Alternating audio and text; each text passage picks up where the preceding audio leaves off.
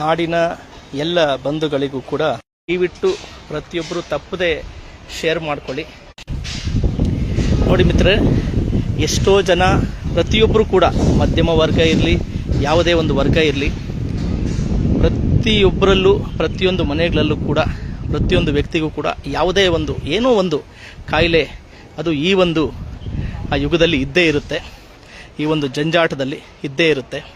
ಅದರಲ್ಲೂ ಕೂಡ ಕೋವಿಡ್ ಬಂದ ನಂತರ ಅಂದರೂ ಪ್ರತಿಯೊಬ್ಬರಿಗೂ ಕೂಡ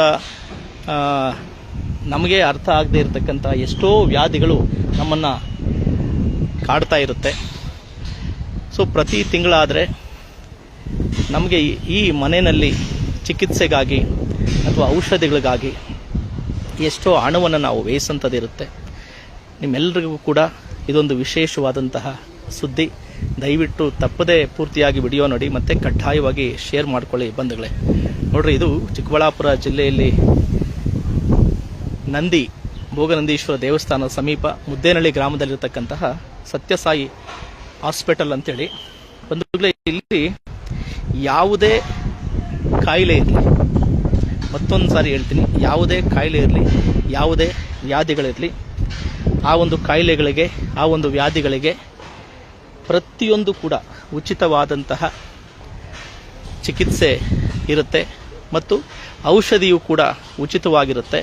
ಮತ್ತು ಯಾವುದೇ ಎಕ್ಸ್ರೇ, ಸ್ಕ್ಯಾನ್, ಎಂತಹದೇ ಸಣ್ಣ ದೊಡ್ಡ ಯಾವುದೇ ಆಪರೇಷನ್ ಇರಲಿ ಎಲ್ಲವೂ ಕೂಡ ಉಚಿತವಾಗಿರುತ್ತೆ.